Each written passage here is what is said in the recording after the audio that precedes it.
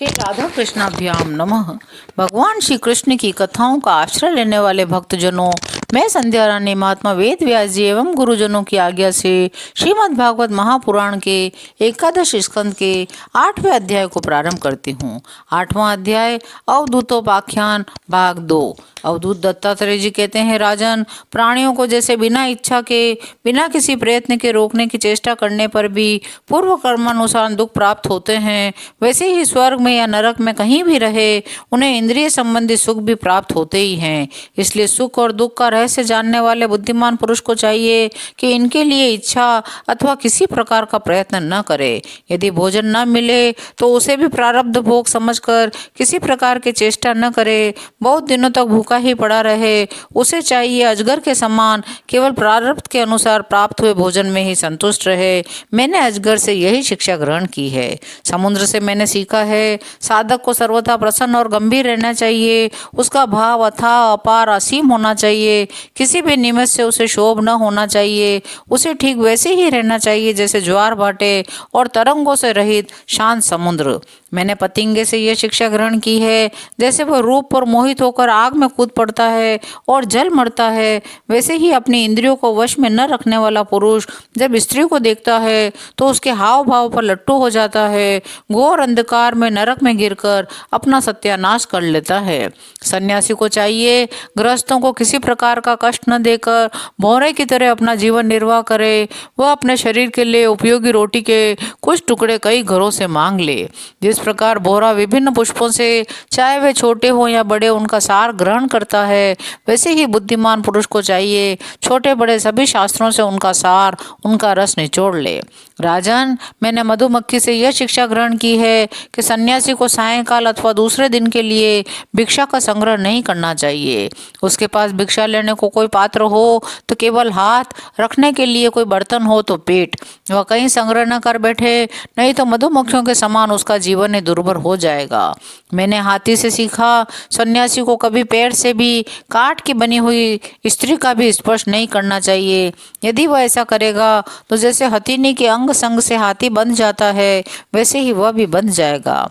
मैंने मधु निकालने वाले पुरुष से यह शिक्षा ग्रहण की है, संसार के लोभी पुरुष बड़ी कठिनाई से धन का संचय तो करते रहते हैं, किंतु वह संचित धन न किसी को दान करते हैं, न स्वयं उसका उपभोग ही करते हैं।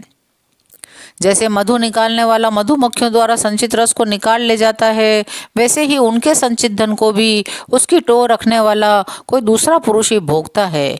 मैंने हरिण से सीखा है, वनवासी सन्यासी को कभी विषय संबंधी गीत नहीं सुनने चाहिए। वह इस बात की शिक्षा उस हिरण से ग्रहण करे जो व्यात के गीत से मोहित होकर बन जाता है। मैं तुम्हें मछली की सीख सुनाता हूँ। मछली कांटे में लगे हुए मांस के टुकड़े के लोभ से अपने प्राण गंवा देती है, वैसे ही स्वाद का लोभी दुर्बुद्धि मनुष्य मन को मत कर व्याकुल कर देने वाले अपने जीवा के वश में हो जाता है और मारा जाता है। प्राचीन काल की बात है, विदेह नगरी मिथिला में एक वेश्या रहती थी जिसका नाम था पिंगला। उस पिंगला से भी मैंने शिक्षा ग्रहण की है, वह मैं तुम्हें सुनाता हूँ।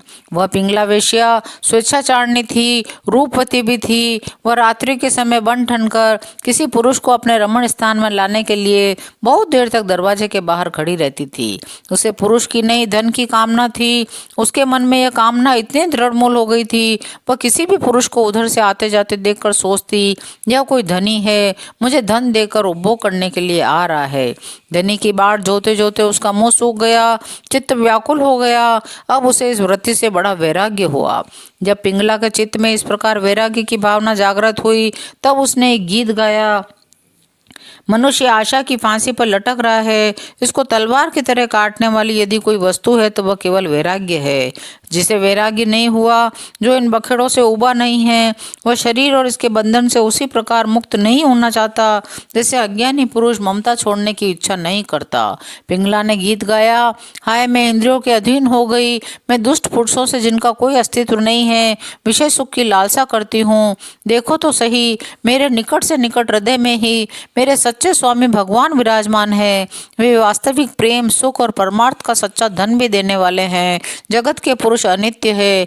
मैंने उनको छोड़ दिया, उन तुच्छ मनुष्यों का सेवन किया जो मेरी एक भी कामना पूरी नहीं कर सकते, उल्टे दुख, भय, आदि व्याधि, शोक और मोह ही देते हैं। यह मेरी मूर्खता की हद है कि मैं उन्हीं दुष्ट पुरुषों का सेवन करती हूँ। मेरे मूर्ख चित्त, तू बतला तो सही, जगत के विषय भोगों ने और उनको देने वाले पुरुषों ने तुझे कितना सुख दिया है। वे तो स्वयं में पैदा होते और मरते रहते हैं। मैं केवल अपनी ही बात नहीं कहती, केवल मनुष्यों की भी नहीं कहती। क्या देवताओं ने भी भोगों के द्वारा अपनी पत्नियों को संतुष्ट किया है? अवश्य ही मेरे किसी शुभ कर्म से विष्णु भगवान मुझ पर प्रसन्न हैं, तभी तो दुराशा से मुझे इस प्रकार वैराग्य हुआ है। अवश्य ही मेरा यह वैराग्य सुख देने वाला होगा। मनुष्य वैराग्य के द्वारा ही घर आदि के सब बंधनों को काट कर शांति लाभ करता है। अब मुझे प्रारब्ध के अनुसार जो कुछ मिल जाएगा उसी से निर्वाह कर लूंगी। बड़े संतोष और श्रद्धा के साथ रहूंगी। मैं अब किसी दूसरे पुरुष की ओर न ताक कर अपने हृदय में स्थित आत्मस्वरूप प्रभु के साथ ही विहार करूंगी। अवधूत दत्तात्रेय जी कहते हैं, राजन, पिंगला वेश्या ने ऐसा निश्चय करके अपने प्रिय धनियों की दुराशा, उनसे मिलने की लालसा का परित्याग कर दिया। शांत भाव से जाकर वह अपनी सेज पर सो रही। सचमुच आशा ही सबसे बड़ा दुख है, निराशा ही सबसे बड़ा सुख है, क्योंकि पिंगला वेश्या ने जब पुरुष की आशा त्याग दी तभी वह सुख से सो सकी। 8वां अध्याय यहीं विराम लेता है। शेष अगले अंकों में। जय श्री कृष्ण।